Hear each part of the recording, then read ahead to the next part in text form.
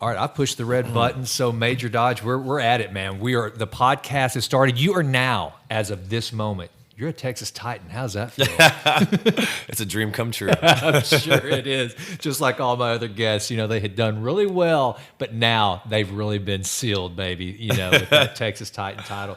Well, man, thank you so much for being here. I've been looking forward to this conversation just because in a very brief period of time, I feel like I've gotten to know not just about who you are career-wise. You're an actor, you're a producer, you're a writer, those sorts of things, but just your heart, who you are as a father, who you are as a believer, a fellow believer. And so I'm looking forward to diving into this, and I think it's going to be a great conversation. So, brother, thank you for taking the time. Absolutely. Thanks for having me, man. All right, so let's get rolling right away. All right. So tell me a little bit about the early days, and the thing that I'm going to be most interested in, because one of the most fascinating stories I always find is how people have the courage, adults. And a lot of it starts as a child, like our mutual friend Luke Coffey started out as a child actor, but he always knew he wanted to. I mean, Luke is literally one of those guys that said, this is what I want to do when I grow up. I want to make films. And he's doing that. And so for you, I want to know kind of when did this start? Yeah. And then I'm going to ask you the same question I asked my buddy Brady Smith. When did you know that you were, I'm an actor. I don't have to do anything but act. I'm making my living. I am truly a working actor. So let's kind of just take us through that process. So I'll start with the second half of the question first. So that moment for me was the first off-Broadway play I did in New York City at the Sanford Meisner Theater on 23rd Street. I know right where it is. Yeah, and the West Side Highway there. Yep. And it was the opening night moment where I was doing a Lanford Wilson play. I was playing Pale in Burn This. It's the same role that Ed Norton did on Broadway. Yeah. And it was my first production. And just to tell you how I got to that point. So, you go to school for theater and you learn the show, but it's called show business. So what most theater schools and acting schools do is they teach you the show, but they forget the second half of the equation, which is business. Right. And so me, being just a natural born entrepreneur from day one, I used to, collect aluminum cans from people's trash cans to buy my own Nintendo games. Yep. So, having that part of my personality, I got to New York and I said, well, how do you get in a show? How do you get on a TV show? How do you get into a Broadway play? How do these things happen? They said, well, you got to have an agent. And I said, well, how do you get an agent? They said, well, you got to be in something you can invite them to. I'm like, well, that's a conundrum right there. Right. So how does one do that? So I started my own promotional marketing company in New York City. Fresh out of drama school, called Alternative Advertising. And my slogan was, to make a statement, you have to create one first. Nice. And so what I would do is I was basically Groupon before the internet was around, before Groupon existed. Wow. We would go and sell these coupons on the street, person to person. Really? And so we'd sell these coupons. So what I would do, technically, if you look in an economics book, the term is referred to as loss leader marketing. You take a loss up front to gain a lead in the future. Yep. And so what I would do is I would go into businesses and convince them to let some social butterflies like myself and my actor buddies to go out on the street, take a handful of their services that they offer, discount them about 80-90%, sell it on the spot to get the person through the door. So now when I come to your business, I'd say, hey, guess what? Your yearly advertising budget, we're going to knock it out. You're not going to spend any money on advertising, because in the service industry, the whole point of marketing is to get butts in chairs, to get someone into your restaurant, to get someone in your salon. So I'd say, hey, we're not going to do traditional advertising in magazines, newspapers, and radio spots. You're going to give me the services for free. Instead of spending the actual cash, I'm going to discount those services. I'm going to sell those coupons, and my company is going to keep all the money. But you're getting a first-time client through the door. If you retain their business, which is what you're supposed to do anyway with a first-time customer, that revenue stream is yours forever. I only make the money off the first-time sell. So in the contract, I just state that it has to be a first-time client. So what we would do is we would go out on the street and we'd sell these coupons. Well, I saved $50,000 saved that after a year of running this business. Wow. I took that money, I rented out the theater myself, I put myself as a lead in the play. I invited every agent in New York City to the play. I love it. 6 out of 50 showed up. All 6 of them tried to sign me. I love that, Major. Okay, that is awesome. That is awesome. Because, so literally right now, I am kind of a James Altucher fanatic. Have you ever heard his podcast? You've got to listen to it. You need to read his book, Choose Yourself. You know, I told you I did my first ever book review podcast that they just launched this Tuesday on the Texas Titans. And it was on James Altucher's book, Choose Yourself. Very similar. So James, now granted, he made a lot of money as his first business was designing websites, scaled that up, sold it or whatever. But he wanted to get into stand-up comedy. And he has this whole idea, and I'm going to listen. Okay, I've got a book. I'm not going to say too much about it on the podcast. One, because that's not what this is about. But I am writing another book that you will be interviewed for that, because that story will fit perfectly. What James did, he wanted to get into stand-up comedy. And you know how hard it is doing the open mic thing, and then you're at the mercy of if you actually get chosen or whatever. So James went and bought a comedy club. I love it. He bought a comedy club and then put himself on stage, and now he gets to determine. And that's exactly how you controlled your fate. I love that, man. I love the whole entrepreneurial bent to it. Well done, sir. And, you know, that's something people are like, well, what made you think to do that? And it's that innate thing, you know. Yeah. Growing up, you know, I didn't come from a wealthy family, very blue collar. Yeah. And if you wanted anything, you had to work for it. Yep. And I wouldn't be able to be on this podcast and talk about these things if I accomplished it, if I did not give credit to the sport of wrestling, which is my first love. Yeah. So I grew up wrestling. I coach my son's wrestling team. It's the one thing in my life, other than my faith, my walk with the Lord, that has blessed me mentally, spiritually, physically, and taught me the best lessons in life. Because in wrestling, it's the only sport that I know of that I've ever done where it doesn't matter how athletic you are, it doesn't matter how talented you are, it doesn't matter how fast you are, it doesn't matter how strong you are. If you get outworked, the person who works the hardest, is going to become the better wrestler, because it's such a combination of everything: technique, physical, stamina, you name it. And so you can't cheat the system. If you want to be a good wrestler, you got to get your hands dirty. You got to work hard and you got to grind. And when you've been through that wrestler grind, you know, Dan Gable said it best. I think Dan Gable's until Kel Sanderson, who's now the Penn State coach, but Dan Gable, most winningest wrestling coach of all time, who was, you know, NCAA champion, lost once in his life.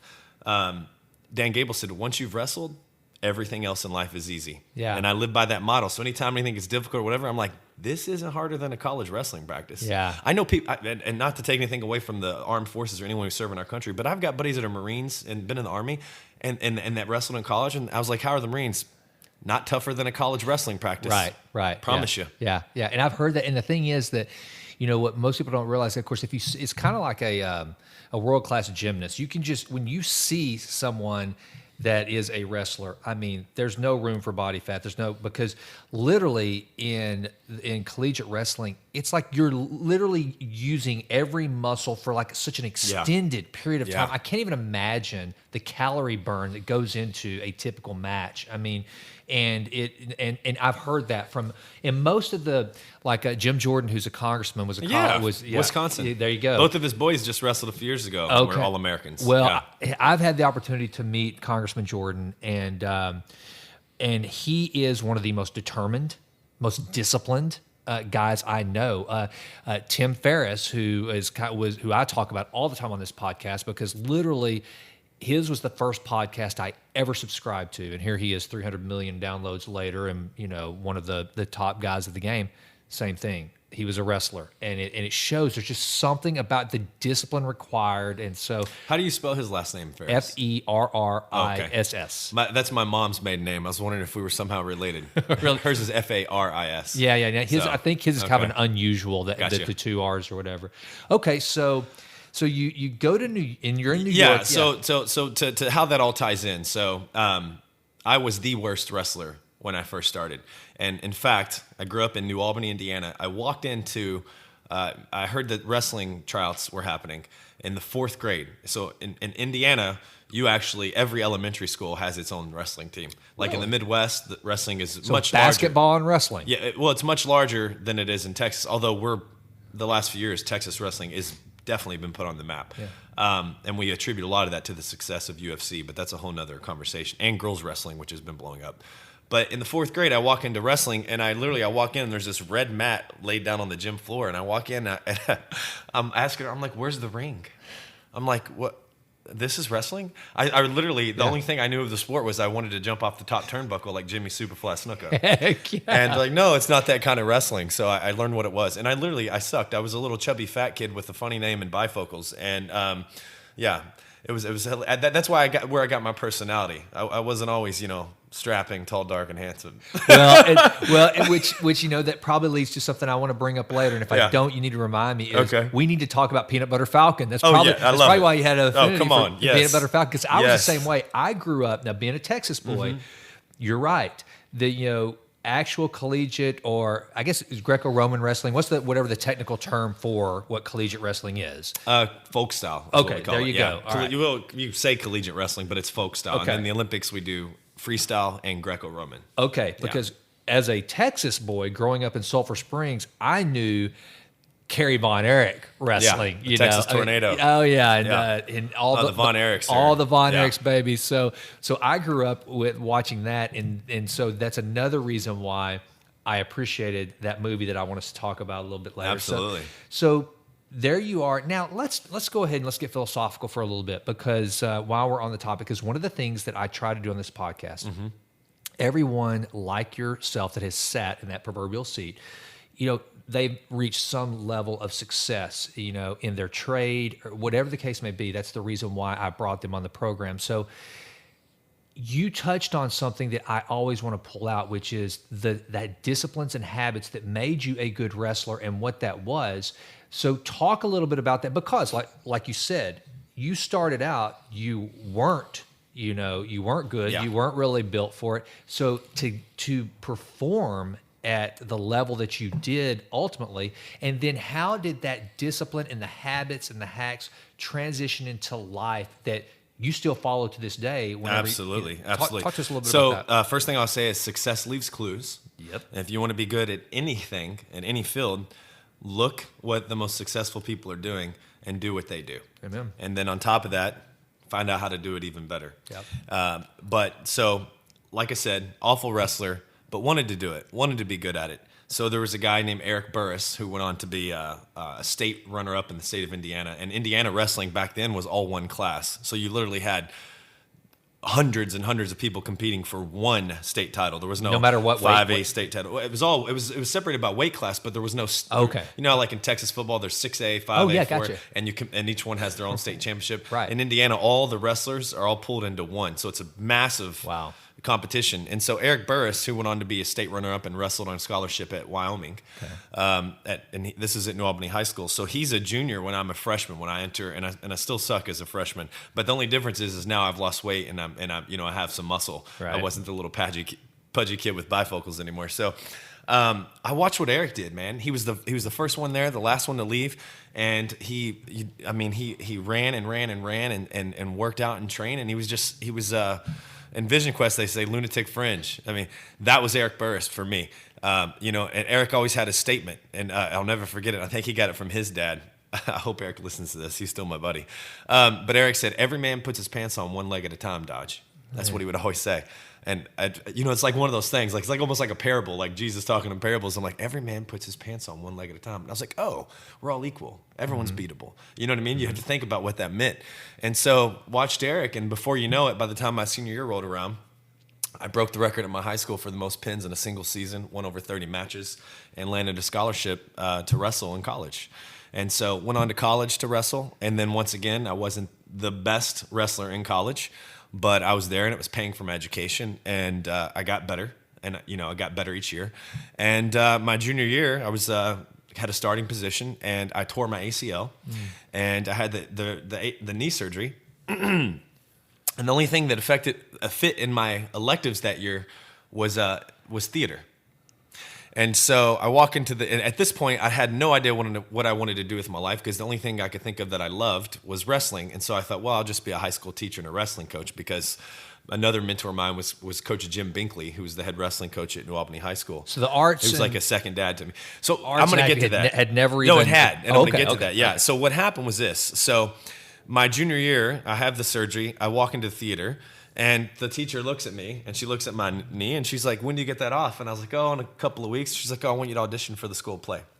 And so ended up doing that, did a play there, and then I decided I didn't want to wrestle anymore. and I transferred back home, and I did my last year of school at the University of Louisville, and I got into theater at the University of Louisville. Now, to rewind all that back, because when I graduated, when I graduated, I had gotten hooked up with a talent agent in Miami Beach. Okay.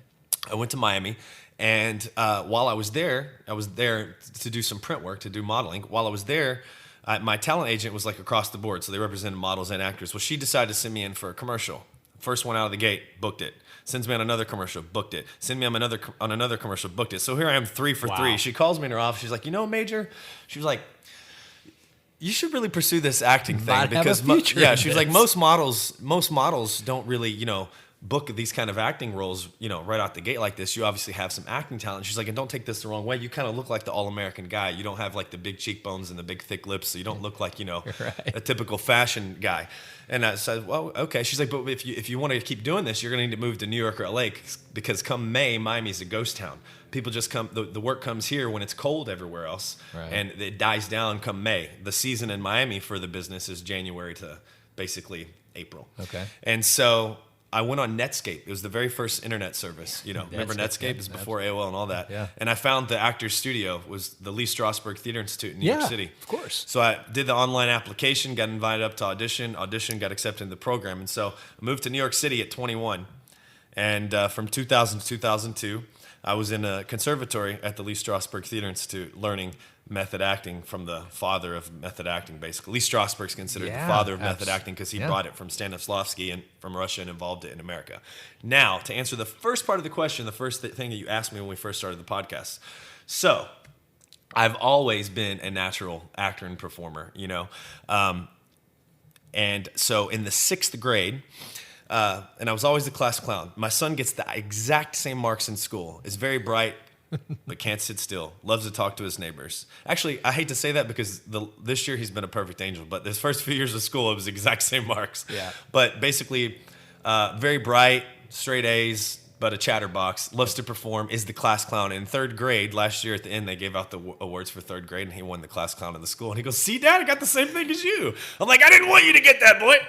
I can relate. So I was always the class clown, and I always won the selling contest. Anytime we sold anything, I would always win. I would outsell everyone, and that's a whole nother conversation. But anyway, so Mr. Herbert's going around the room, and he's giving out the parts, and he gets to me, and he goes, "And Dodge, you're going to be the lead." And I stood up, and I go, "What do I got to be the lead for?" I thought it was a punishment. Right. Because I was always, in trouble for something. I thought being the lead was right. obviously a punishment. Right. And he goes, "Because you're the class clown and you got a big mouth, Dodge, so I know everyone's going to be able to hear you up on that stage."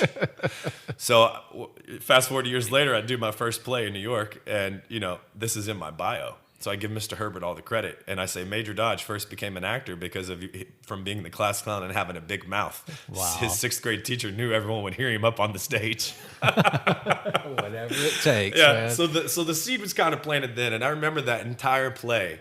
And everyone had a part. Like one dude was a tree, another dude was like a teapot. I forget the play, but it was, and we raised the money to pay for camp. Okay. We sold the tickets for the show. That's why we put the play up, right. to help pay for the 6th grade camp. So wow. Yeah. So that's where it all started. That's where it all started. Okay. So at Lucille Rice Elementary School.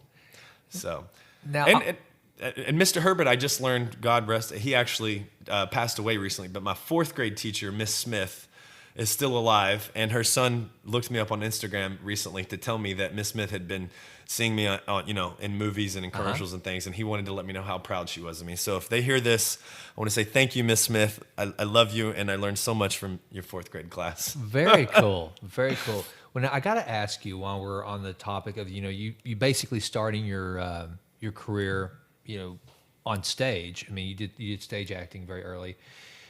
I mean, to me, and this is something too that I want to dig into because I've often told people this, and some of the work that I'm doing and because of this podcast and everything, but I'm now kind of in that world. That's how you and I met. And literally acting and being in film or being in the arts was a dream I never allowed myself to have. The way I grew up, it was, I would say you go to college, you get a job, but I was the first member of my family to go to college. So, but it was expected I was going to go to college. Okay. And so what that's like. So it's like, I was just this traditional path, of go to school, have a job waiting, meet girl, get married, have 2.5 children, blah, blah, blah, you know, kind of just, and anything outside of that, which is what I'm trying to completely deconstruct at this point in my life. I'm kind of at that proverbial midpoint where I'm like, no, I want out of the matrix. I'm going to create the rules. And I've been trying to do that for, like I told you before we got on, the last 20 years.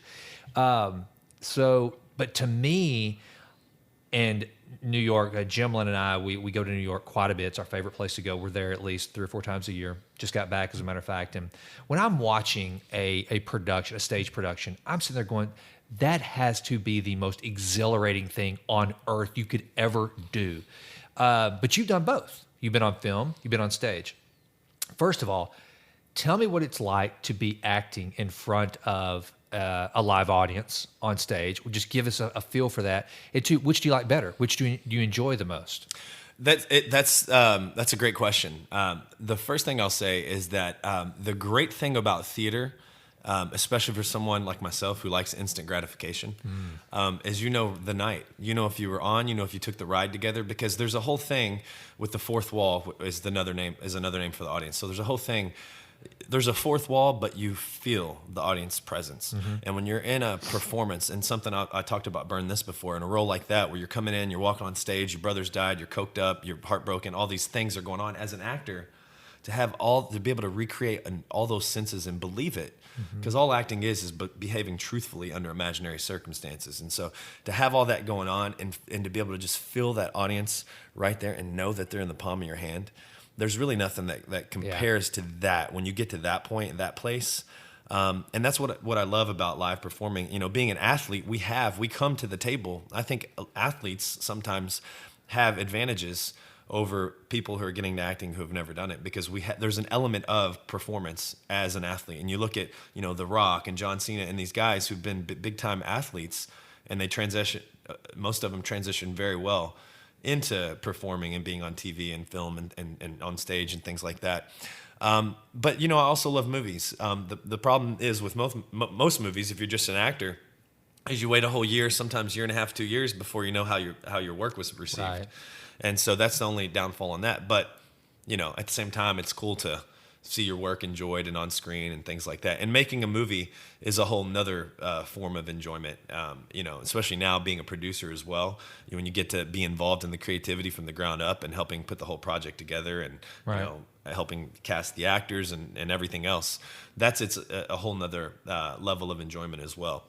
I did it backwards. I did stage first and then film, because people that just start off and go straight to stage, if they're not famous and they're living in New York City, it can be difficult to get by on those wages because it's expensive to live in Manhattan. Yeah, exactly. But if you're a film or TV star, someone who already has the credits, and then you go and do the theater, you can help sell the tickets, and so you make more money on the stage. It's exactly what Jason Robart used to say. He said, "Go make the movies and then get back to the stage as fast as you can. Go make the movies, make the money, and get back to the stage as fast as you can." And I think and he was kind of a mentor, I think, to Matthew Broderick, who's kind of followed the same.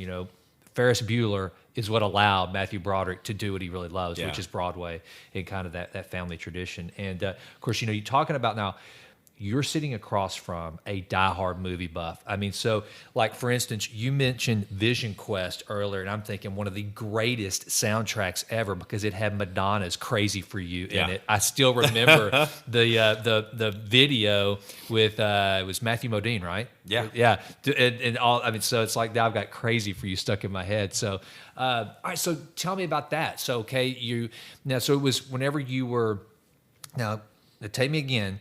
You were in New York and then Miami, or Miami then New York? Miami for a very short stint. Okay. I went to Miami right out of college. Okay. And so I went to Miami. And to be 100% transparent here, so I leave the University of Indianapolis where I'm wrestling on scholarship at the end of my first semester junior year, have the ACL surgery, go home, enroll at the University of Louisville so I could be home and have my family help take care of me while I'm doing the rehab and everything. And like I said, I was done wrestling. I'd been doing it my whole life and kind of got burnt out on it a little bit and just had realized that that's not what I wanted for my life. Mm-hmm. I decided, at 20 years old, I didn't want to be a teacher and a wrestling coach. And so I had 18 credits left to graduate. I went to Miami on spring break, and that's how I got scouted by a talent scout while I was actually there playing Frisbee on the beach with a couple buddies. Right. And so I thought, I'll just take a semester off from school. I had 18 credits left, 3.3 GPA. And I was like, I'll just take a semester off and go here and, I got this modeling contract to go here and do this, and I'll finish the 18 credits and get my degree later. Yeah. 18 credits from having a degree. Best laid plan. Then, as you know, booked those 3 big commercials out of the gate, making thousands of dollars. Yeah. Moved to New York City, get in the conservatory, and do that for 2 years and get out and become a working actor. Yeah. Put up the play and get an agent and become a working actor and keep doing it. Now fast forward, 2011, relocate to Dallas. Yeah. And start producing movies. And, I made Bomb City, which came out in theaters in February of 2018. Yes. So- Which is a great film that I want to dig into, but there's something in that I want to share with the audience. I want you to kind of walk us through it because I think it's just one of the most incredible things that you've done. So, yeah, you're right. I mean, the thought of being an actor, a struggling actor in Manhattan. I mean, I don't even know. That's one of the things I literally think of. Like last time we were there, we went to Lion King. We took our daughters to Lion King. I'm sitting there and I'm looking at these folks that are part of that production and going, how in the world? They must be living like, 5 deep, or maybe they're out in Jersey. I don't know. But what you did is you figured out a way to stay there and pursue your dream. And I hear it coming through in just the conversation. You have a determination about you that, a lot of people go, well, okay, I'll try to be an actor, but I'm going to be working at Starbucks by day, taking and doing auditions when I can, or they would just go, oh, that's how you get an agent. That sounds too hard. I'm out. Yeah. You didn't do that. So tell the audience, because this is one of the things that I try to preach. Is the book that I gave you that I've written is literally about that. It's like, Ryan Holiday wrote a fantastic book called The Obstacle is the Way, and it's so profound. And so many people give up. They see that boulder in the road and go, well, there's a boulder in the road. I guess I'm out. As opposed to getting a lever to get the boulder out of the way. And you're the type of guy, it's obvious that you're like, okay, there's a boulder. Well, then my path includes that boulder. And I'm going to stay on my path, but the boulder's not going to stop it. Where does that come from, and how do you set yourself up mentally to, like, if you decide I'm going to be an actor, and at that point, had you decided, I love this, I love entertaining, I know what I'm doing, I'm burning my ships, I'm not going back into, I'm not going to be a CPA, I'm not going to get my 18 hours and go be a corporate sales rep. I am going to be an entertainer. I'm going to be a stage actor or film. I'm going to do something to that effect. Walk us through how you came to that determination and tell the audience what they should do. I mean, tell them, because I want people that are listening to this, and I know some of them personally that I actually mentor. They have dreams, passions, ambitions in their hearts that they are afraid to even acknowledge. Now, they'll come to me because they know that I'm a crazy dreamer, and so it's okay to say you want to join the circus to a guy like me. But they're hesitant. So talk to that person out there that knows they have a dream and ambition they want to pursue, but they're living in fear or something's keeping them from doing it. Yeah. Well, so if you'd asked me back then when I was doing it, I wouldn't have started with this, but being more mature in my faith and my spirituality, now I would say, whatever that thing is, you got to lay it before the Lord first. And if God says, okay, and if you have a peace about it and you feel like, it's a passion, right? Because we delight ourselves in the Lord, we get the desires of our heart. And if we're delighting ourselves in the Lord and that desire is still there, then that's usually an indicator that it's okay to pursue that thing. You just don't want to put anything in front of God or in front of that thing. Yeah. Having passed it through that test first, I would say simply this.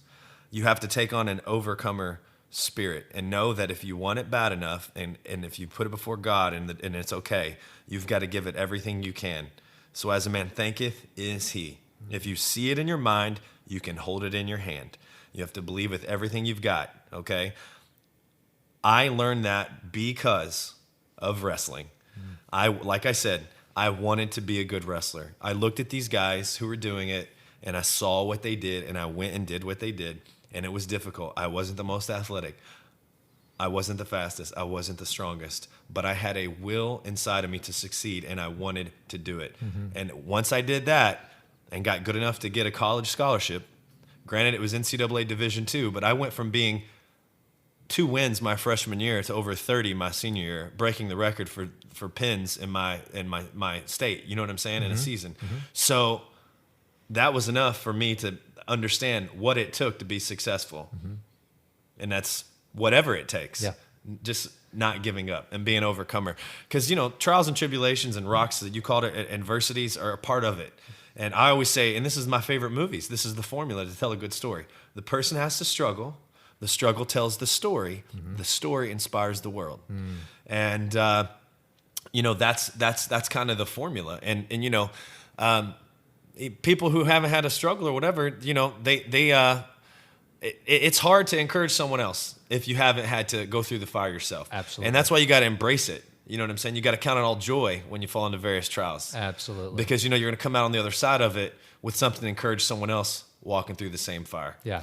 So for me, and I'll just be frank with you, I'm a single dad who went through a divorce. The only reason I relocated from New York City to Dallas is because I was going through a divorce. This is where my son's mom was from. And I was at my rock bottom. And I thought I was going to give it all up, and I gave it all up. And my first few months here in Dallas, Texas, I started selling roofs.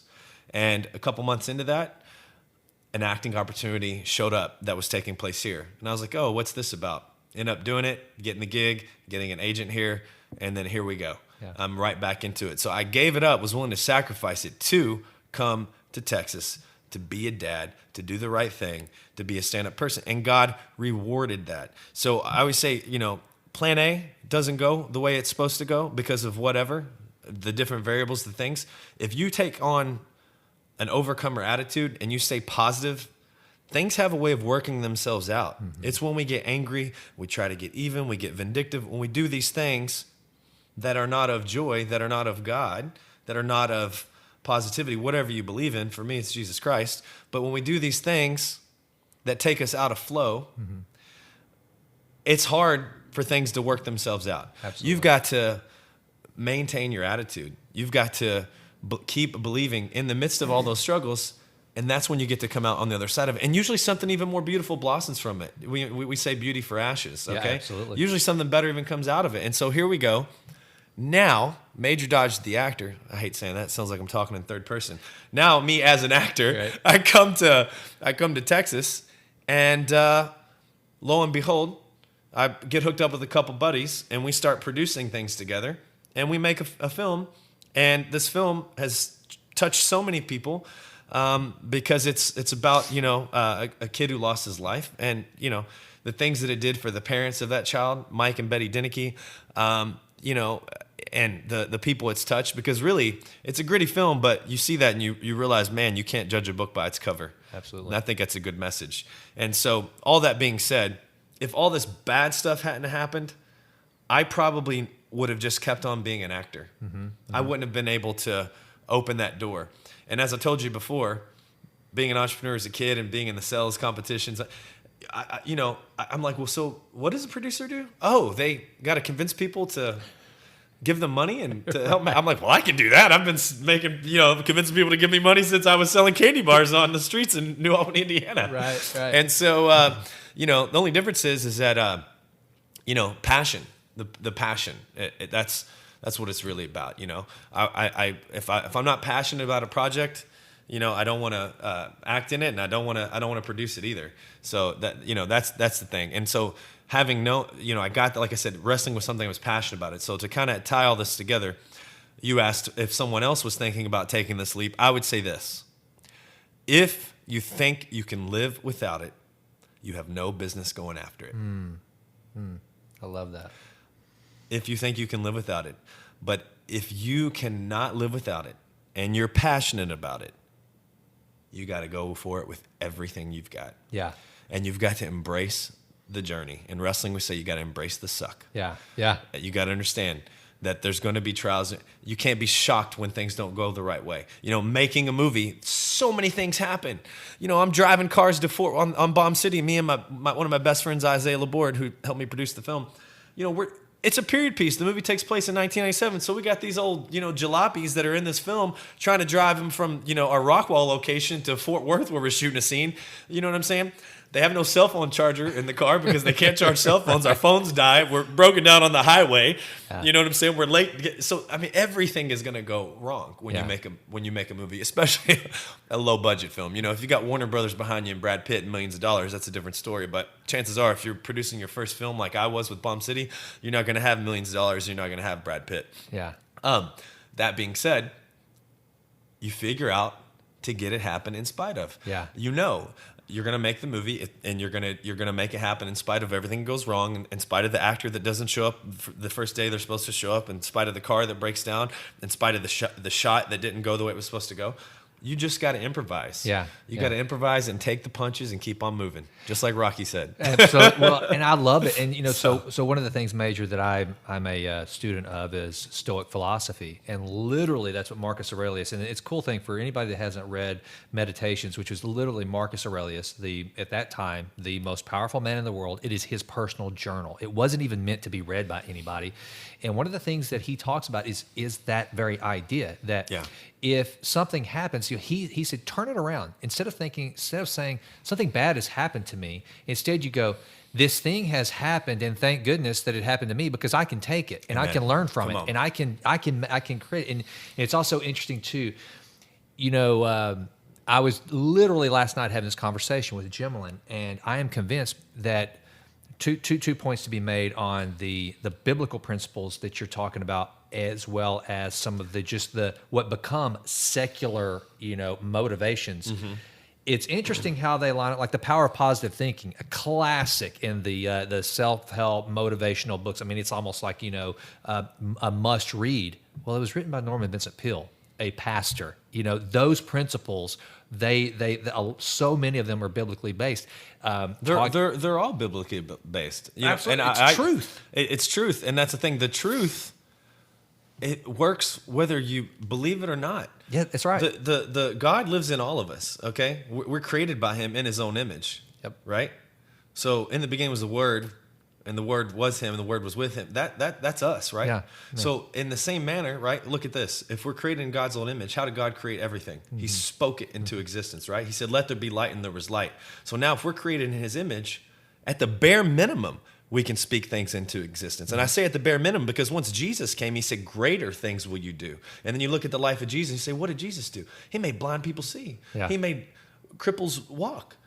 He fed thousands of people with a couple loaves of bread and a few fish. Yeah. If Jesus did all that, the Word says greater things. So why do we live without that? Why? Because we get trained and shaped through past failures. And what happens is this. The difference between a winner and a loser is not that the winner never had any adversity. The winner, in the face of adversity, said, come on. Yeah. We're going to keep moving forward anyway. We're going to figure out a way around this. Where the loser goes, oh, man, that didn't work out. And they start to wear that on them. Yeah. And they forget what they're worth. And they forget who they're created by. And they forget what they're made to do. I remember one time I was giving a talk, and I held up a $100 bill. And I'm not the only one to have ever done this, because I wrote about this one time. And somebody said, I knew somebody did that, so I can't claim this I did. But I took a $100 bill. I said, who wants this? Every hand in the room went up. I wadded it up. I said, who wants this? Every hand, wadded up. Every hand in the room went up. There's a plant nearby. I rubbed it in dirt. I said, who wants this? Every hand went up. I threw the wadded up, dirty $100 bill on the ground, spit on it, and stomped on it. I said, who wants it? Every hand went up. I go, moral of the story is, no matter what happens to the $100 bill, it's still a $100 bill. It doesn't lose its value. That's awesome. And that's the thing. Most people, a lot of people, I don't want to say most, but a lot of people, those things happen, and then they start to wear that. They forget who they are. Yeah. Right? I was rock bottom, brother. I was going through a divorce, love of my life. My world was turned upside down. I had so many things happen to me that, was putting me to the fire, and was accused of something I didn't do, and just all this negative junk. And it's like, why is this stuff happening? Mm-hmm. And I could have laid down and thrown the towel in, not just on acting, but on life, on everything. I could have thrown it in, but I said, you know what? No. If God be for me, who can be against me? And the answer is no one. You can't ever stop forgetting that. The creator of the universe is on your side. If you got the creator of the universe on your side, the man who spoke everything into existence, the man who said, let there be light, and there was light, then why can't we? You can never forget that. And man, not to get too deep on the spirituality part of it, because I know there's a lot of people listening to this podcast, but the deal is this.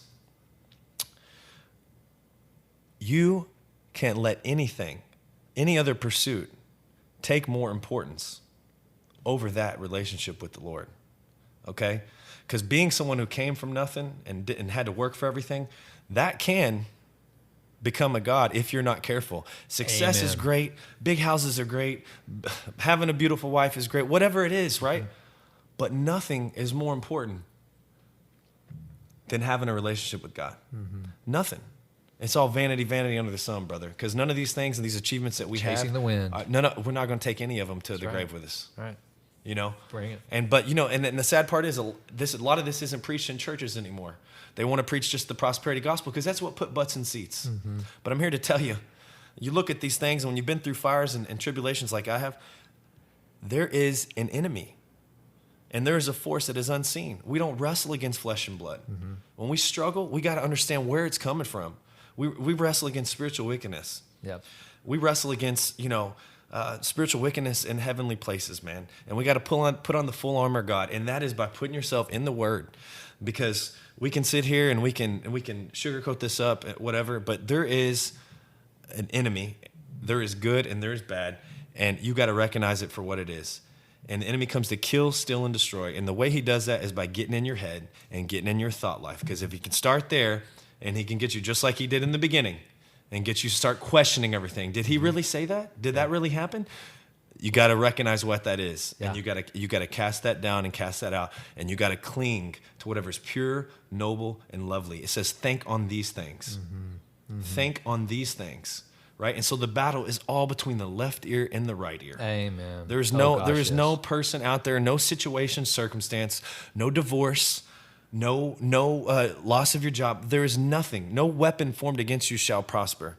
There's nothing too big for God. Greater is he who lives in us than he who is in the world. And I just had to say that. Somebody's listening to this right now, and they needed to hear that. You're driving in your car, you're listening to this podcast. And brother, don't chase the wrong things. If anything that I ever say makes you think that my true joy and everything that makes me feel like anything in life comes from a movie I've made, a TV show I've been on, a billboard I've been on, or a dollar number in my bank account, then I have failed you miserably. Because the only true success in life is if you have a relationship with your Creator, and that is Jesus Christ. I love it. And I appreciate you sharing that and sharing your heart with that on that, Major, because and it's interesting as I'm listening. I mean, our stories are so similar. And that book that I gave you today, that's the second release. So the first time I wrote it, I was 35. This was in 2010 that the first copy of Push Play was published. And it's so funny, man. After that one came out, the first one came out after I was hitting on all cylinders. And so I thought at the ripe old age of 35, I need to write a book and tell people how I escaped from corporate America and got into entrepreneurship and then tell them how they can do it and whatever. Well, from the publishing of that book to the re-release, the revised and updated version, I went through a divorce. I went through a failed congressional race.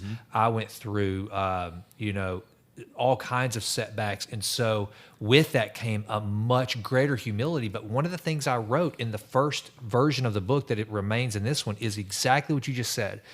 And to the non-believer out there, I think I wrote in the book something to the effect of just give me a little grace here, To the believer, exactly what you said. If we are created in God's image, then don't you think that the creator of the universe would put a little more into the whole process than just us kind of being shaped, being physically kind of a reflection of what he looks like, having hands, toes, and nose. If he were manifest, which we know what God looks like, he looks like Jesus. That's what God looks like.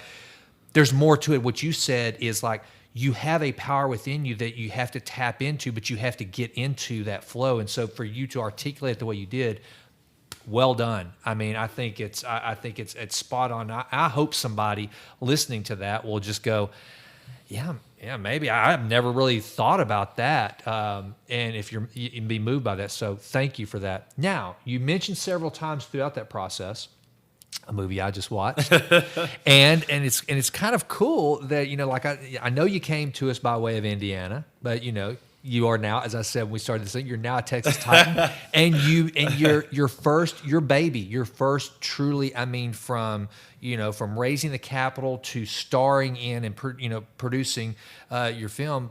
Bomb City is a Texas-based movie about Amarillo. I mean, it doesn't get more Texas than Amarillo, man. Which is where the name Bomb City comes from. Exactly, as a because nation. most people don't even know that, so they won't even know. Like I told you, they don't even know that we have nuclear warheads being produced in Amarillo, Texas. So well, supposedly it's a disassembly plant now. Is what they, yeah, is what they say. yeah. So, well, tell me how that project came to be, because, like, literally, I didn't know the story of those kids until I watched your movie, and man, what a tragedy. But okay, I'm fifth generation East Texan. I could totally relate. There's not a big chasm of difference between the folks in the Panhandle and those in Sulphur Springs, East Texas. I mean, Yeah. you know, so I could totally relate. And it was, and real quick, you know, to me, it's almost, and for the listener, I highly encourage you to go out to Prime, check out Bomb City, because it's almost, I don't want to do too much of a direct comparison, but thematically, it's very similar to the incredible book and then movie, The Outsiders, right? Oh, yeah. I mean, Yeah. there is such a more contemporary version of that theme there, Yeah, which when is I was one of the greatest stories ever. Absolutely. When I was pitching the story, I'd say it's Friday Night Lights meets The Outsiders. There you go. That was the elevator pitch. Exactly. I mean, that's it. So how does Yeah. that? What's the genesis of Bomb City, and how do you get that movie made? Yeah. So I'll try to make a long story short here, but it is a bit of a long story. But so long story short, I had become friends with Mark Colombo, who is and he just moved to the New York Giants with Jason Garrett. But Mark Colombo was a Pro Bowler, offensive lineman for the Bears and the Cowboys, who then went on to be a coach for the Cowboys. But the year before he got the coaching job, he'd retired from the NFL, and he thought he might want to be an actor. And so Mark was taking an acting class with me. And we became buddies, and he had been telling me about these two guys, Jamie and Sheldon Chick, and saying that we needed to work together. And so they had just shot a music video for Mark the year before, because the NFL went on strike. And so Mark had a rock band with Leonard Davis, who played for the Cowboys, Corey Proctor, and one other guy who didn't play for the Cowboys. But the four of them had a band together called Free Reign. And Jamie and Sheldon, who had become buds, they met here in Dallas, and both happened to be from Amarillo, and they shot a music video for them, which they went on to play on ESPN, because ESPN did a story on what NFL players are having to do for work now that they're on strike. So they played that Free Reign's music video on ESPN. And so he'd been telling me about them about me, and saying, y'all need to work together, y'all need to work together, y'all need to work together, because he knew me and my personality, he knew these guys, and he's like, you're what they need, and they are what you need. And anyway, so fast forward to Christmas. Mark throws this Christmas party, and I'm there and hanging out with Tony Romo, Jason Witten, all these cool football players, which was a fun night. Actually, Mark tried to get me to wrestle Corey Proctor, because Corey wrestled in high school, and Mark knew they were upstairs, towards the end of the night, having wrestling matches in his game room. I was like, no, I'm not wrestling that boy. But anyway, long story short, I met Jamie and Sheldon there that night at Mark's Christmas party, and Mark kind of stuck us in a side room and was like, here, y'all talk, y'all need to work together. And we got to talking, and there was a computer in the room, and I pulled up something I just shot and made, a commercial I'd done for my buddy's roofing company. I wrote and directed, and they showed me some of their stuff. And anyway, we exchanged contact information, and that was at Christmas. So the first week of January, we get together, and Jamie tells me about the idea for Bomb City. And I'm like, wait a second, that's the town y'all are from? And he's like, yeah. And I was like, that's so funny, because in the 90s, there was like three things that were that made national news that were like really bad things that happened in high schools. And one was the story of Brian Deneke, which is Bomb City. Mm-hmm. The other one was Columbine. And then the other one was the Shanda Cher story, which happened in New Albany, Indiana, where I grew up. Oh, yeah. I forgot And about that happened, I was an 8th grader, and the girls were in my junior high. Really? And so,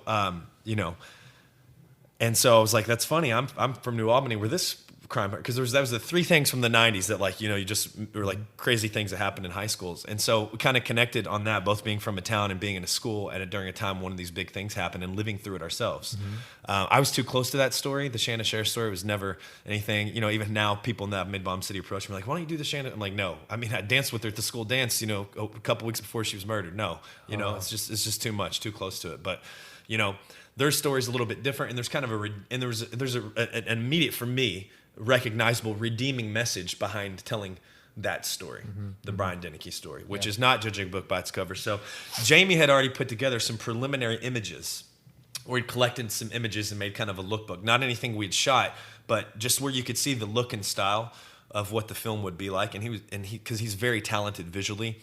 He's a director, but he's he also sees like a DP. Like he understands lighting and framing, and I can't say enough about his talent. Jamie Brooks, the director, and so him and Sheldon had started to write the script.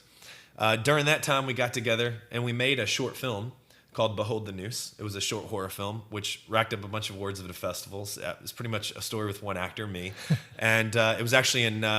The India Times, it made it all the way, internationally. And India Times, it's like the India version of New York Times. They did an article, the 20 scariest short films online, and we even made like one of the scariest short. Really? So we won all these awards. Won Short of the Week on shortoftheweek.com, and so we got a little notoriety off that. But we made that thing for $400. Wow.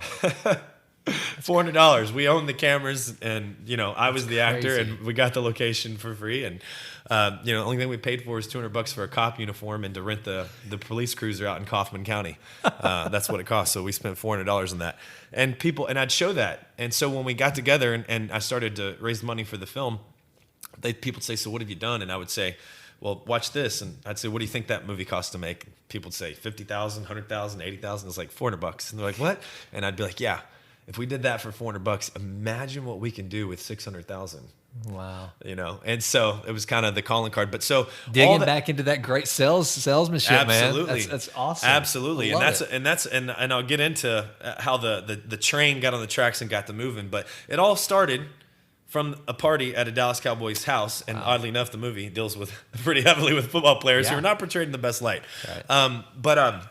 Yeah, and so got together. They wrote the script, and I said, "Yeah, let's do this. I think we can make this happen, and I think I can find the money to get this made." So, with only having made a 9.5-minute short film together with an unknown director and an unknown producer, I was able to go out and convince 11 people to give me, $625,000 to make a movie. Wow! And it all started with the wrestling connection. Not to keep beating a dead dog and going back to it. But long story short, a buddy of mine I met at church. We were both in this course at Watermark called Divorce Care. A gentleman named Rick Cruz. He happened to be a web designer for Steve Silver, and he's the big furniture guy. Steve, you've seen his trucks all throughout Dallas, I'm sure.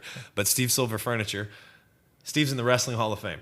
Both of his sons, all of his sons wrestled, D1. Steve was the Olympic team leader in 2008 when Daniel Cormier, Ben Askren, Henry Cejudo were on the team. And it just so happens, Steve walks into Rick's office and he goes, hey, Rick, look at this. In all my years of being hit up for things to invest in, no one's ever tried to get me invested in a movie. And he throws down a pitch deck for a movie called Dixieland, which had Faith Hill in it, R.J. Mitri, the kid from Breaking Bad. And they'd shot the film, but they needed finishing funds. And I hate to put them on blast like that, but this is the story.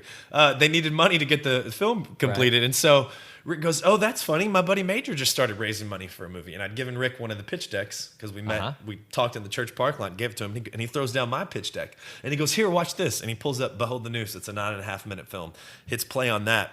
And he watches it, and it's pretty much just me through the whole film. It's about a sheriff looking for a missing girl. Okay. So it's very true detective-ish. Yeah. And so Steve goes, "You know that guy?" And Rick goes, "Yeah, that's my buddy Major." And he's like, "Why don't you invite him to Vegas with us this weekend? We're all going out for the big UFC fight." Yeah. So Steve was investing in Team Takedown at the time, which was the gym that backed Johnny Hendricks, and Johnny was going to fight Robbie Lawler for the first time. And that's a whole crazy story because I'm actually better friends with Robbie now, who plays my cop partner in Bomb City. Oh, but wow. originally, so Steve, so we go out to Vegas, have a great weekend, and Steve's oldest son, Clay, happens to be best friends with Sean Lowe, who's from Dallas, The Bachelor, who actually plays the football coach in Bomb City. Yep. He leads the prayer in the locker room. And so I'm out there the whole weekend with Steve and with Sean Lowe and Clay Silver and all these guys, and I don't get to talk about the movie at all. But I'm building genuine relationships and becoming friends, and I'm just blessed and having a good time because I love wrestling and I love fighting. Right. I mean, as Christian as I am, I love seeing a guy get punched in the face. I'm sorry. Right. But anyway, so we're out there. We're just having a great time. And, we get back. I think it's like a Monday. All I had to pay for is my flight. The tickets and the rooms were all taken care of and everything. And I sent Steve a message, said, "Hey, man, just want to thank you so much for the great weekend. If y'all get time this week, I'd love to meet y'all for lunch." and tell you about a project I'm working on. So he's like, okay, how's Wednesday? So I take him out to eat at Gloria's on the lake, and we meet for lunch and tell him the whole story. And I see his wife kind of tearing up towards the end of the conversation. I was like, okay, I must have done a good job telling the story. And we're walking out the parking lot. He's like, yeah. He's like, give me a little bit to think over. He's like, but we'll do something. I was like, he pats me on the back, and I'm like, okay, great. So that's Wednesday at lunch. Friday night at 10 p.m. Hey, I get a text. Hey, Major, sorry for taking so long to get back to you. And I'm like, it's Friday night, dude. I'm hitting you up for money. Right. It's not that long. What are you talking about? But yeah, you can put me down for 100. And I'm like, 100. I'm like, this man's gonna give me $100,000. Wow. So I'm freaking out, doing cartwheels in my bedroom. I'm making a movie. Yeah. And there's a lesson to be learned here. And my buddy Herschel Weisfeld, who out of Dallas, who's actually in politics, which we don't talk about. But Herschel became a buddy of mine because we used one of his properties to film 40% of the movie, and he owned it. And Herschel, when I was meeting him to get that permission to use that location and everything, he's like, y'all need that Emily money. And I said, Emily money? He goes, yeah, Emily money. Early money is like yeast. Yeah. And I was like, oh, okay. He's like, because once the first money is in, it grows. I like that. And I had another buddy who said, he's like, when the first money's in the bank account, the train's on the tracks. Yeah. The train doesn't start moving. And I talk about that in my article that Rebeller Media just published. But one of the things I talk about is that believing in it.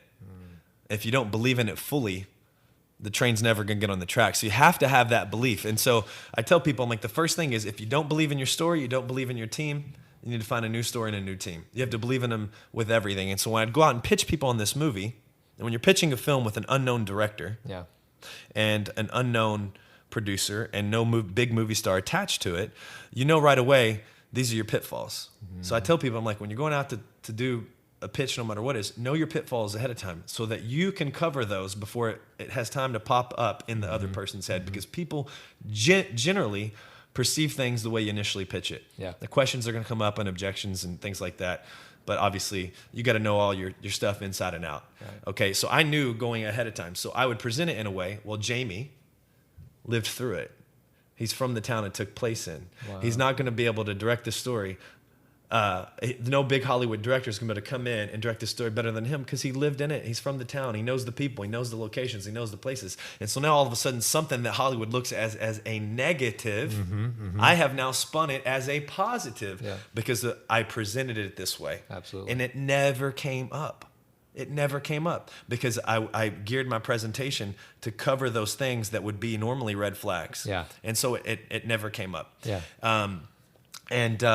And Steve told me from the, and it was like, he told me from the beginning, he was like, hey, I'm investing in this movie because I believe in you.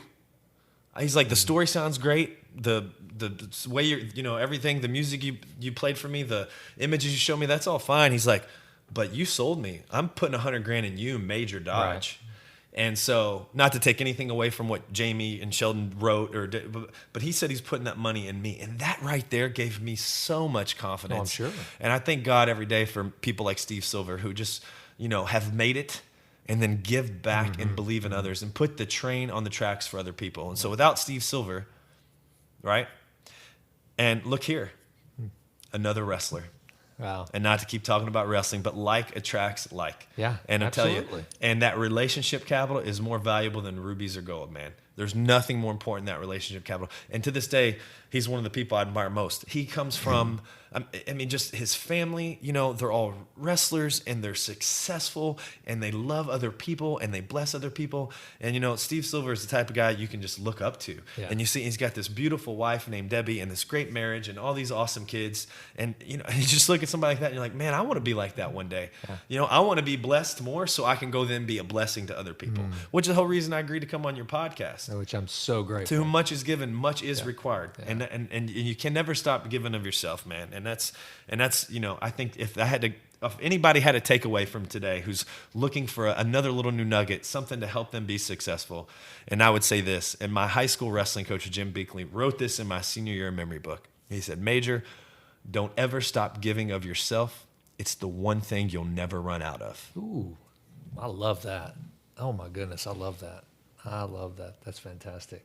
Well, Major, this has been fun. Now, one of the things I want to get in here, before we go, because I just want to just talk some good movies. So before we got on, we talked about how Shia LaBeouf has made his comeback. And I told you before, I was not a Shia LaBeouf fan. I'm not a Transformers guy. You had to remind me that I'd seen him in the Indiana Jones film. So I'd heard about this movie Honey Boy, and I want to bring that one up in particular before we get to Peanut Butter Falcon. But Honey Boy is the true story about, and so the story goes, Shia LaBeouf, who famously just kind of went off the rails, right? Had a meltdown and just made bad choices, and all of a sudden that had become his identity. Well, he's in rehab, and his therapist gets him to journaling. Well, he starts journaling about his dad and his early days in film and how it started, how his dad pushed him, and just that weird, troubled relationship that the two of them have. I mean, when you've got a 12-year-old kid, who's basically responsible for his father's paycheck and the dynamics of that. It is an incredible movie. I mean, literally, Shia LaBeouf plays his father in the movie and is absolutely. And look, I mean, to the listener, I'm not a film critic. I'm not a film scholar. I haven't been formally trained like Major has, but I know freaking movies. I know good stories, and I can identify good actors because I'm a diehard movie buff. Shia LaBeouf, his talent, and I don't say this very often about any actor. I mean, there are a few.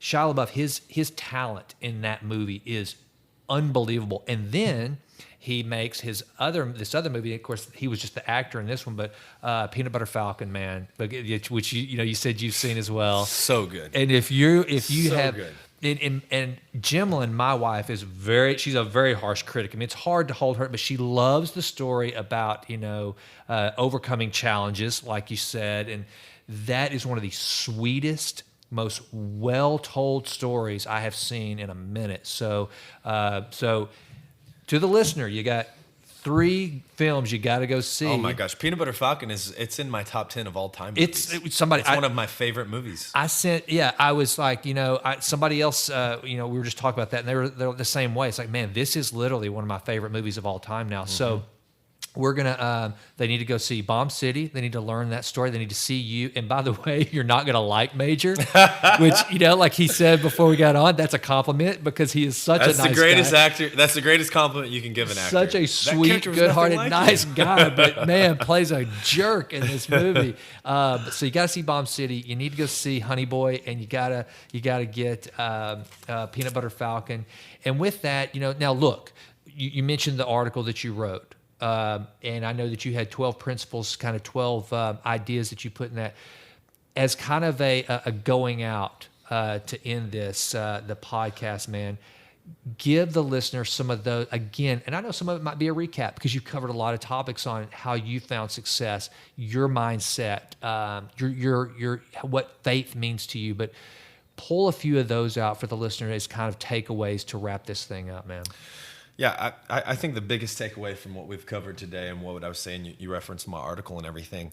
Some people are you look at them and it looks like they became successful overnight. That's their story. Don't fall into the trap of comparison. Amen. It's the quickest way to poison your mind and to ruin the blessing that's coming your way, because everyone has their own story, and it doesn't matter how old you are. It doesn't matter what your divorce looked like. It doesn't matter what job you got fired from. It doesn't matter what your best friend did. It doesn't matter anything that's happened to you. In this world, you will have troubles, but your Creator has overcome the world, and He is for you and not against you. And if you cling to what's good, pure, noble, and lovely, you will live an abundant life. You will live an abundant life. And brother, you will spend eternity with your Creator. You got to believe and you got to follow God because He's got the best plan for your life. That's the bottom line. Love it, man. Hey, Major Dodge, thank you so very much. And I'm looking forward to, we didn't really talk about it, but but one of the things I did want to mention whenever I was talking about Honey Boy, you got your boy in the business now. Oh yeah. So Major Jr. is touch on. Give a shameless, selfless plug here. I've got to let you be a proud father. I can't go out. I nearly forgot. I appreciate that. Well, I'm actually Major Nelson Dodge III. but my dad and Oh, grandpa. I didn't know that. My dad Okay. and grandpa weren't actors, so I was going With by, names like that, dude, you've got to do something. right, something. I was actually in ESPN magazine. My freshman year of college wrestling is having the coolest sports name of the I was year. about to say A wrestler named Major Dodge. That's a name you've got to live up to. Yeah. But so he goes by for show business. He goes by Major Dodge Jr. Okay. Technically, he's the fourth, but I Gotcha. wasn't going by the third. I didn't want to confuse people, so he goes by Junior. Gotcha. And his mom doesn't like that for some reason. She thinks the fourth sounds cooler. So who knows? Maybe we'll change it. But right now, he's known as Major Dodge Jr., and he is starring this season 2 of Roswell, New Mexico on the CW network. It begins airing on March 16th. Okay. And he comes in episode 4 and stays on throughout the season. So by doing the math, it looks like his first episode's April 6th. But he plays the character of Walt, and he loves it. I think it's what he's born to do, man. He gets it honest. Awesome. So, and he loves it. He wrestles too, but I don't know how much longer that'll. Wrestling's tough, Yeah. and he's good at it, but he's really good at acting. The kid. I can snap my fingers. He can turn the tears on. It's crazy. That's awesome. Major, where can people find you out on the social medias? I want people following you. And figure out what Absolutely. you're I doing. appreciate that. So it's Instagram at Major Dodge, and then Twitter, I run the movie accounts at Bomb City Film. Okay. And then I'm on Facebook as Major Dodge also. And then my little man, I just started him because the show's about to air. I just started him his own Instagram. He's at Major Dodge Jr. There you go. On Instagram only. There you go. Major Dodge, brother. Texas Titan by way of Indiana. Thank you, man. This has been awesome. I appreciate Absolutely, the time. brother. Thank you for your time. All right, bro. Yeah, God bless you. Hey, folks, I hope you enjoyed this episode of the Texas Titans podcast. Before you go, I wanted to let you know where you can find us out there on the interwebs. You can go to show notes as well as listen to all the past episodes and look for upcoming shows at textitans.blog. Also, that has all the different formats that you can listen to the show on if you go there. So textitans.blog. You can also go to jasonwrightnow.com. That has not only a link to the podcast, but it also has a link to my Make Your Own Rules blog that I think you'll enjoy, so please check that out. Also, it has information about my executive coaching business, speaking, and anything else like that. So jasonwrightnow.com. That's literally just my name, jasonwrightnow.com. On Twitter, I'm at jasonwrightTX. I would really appreciate a follow.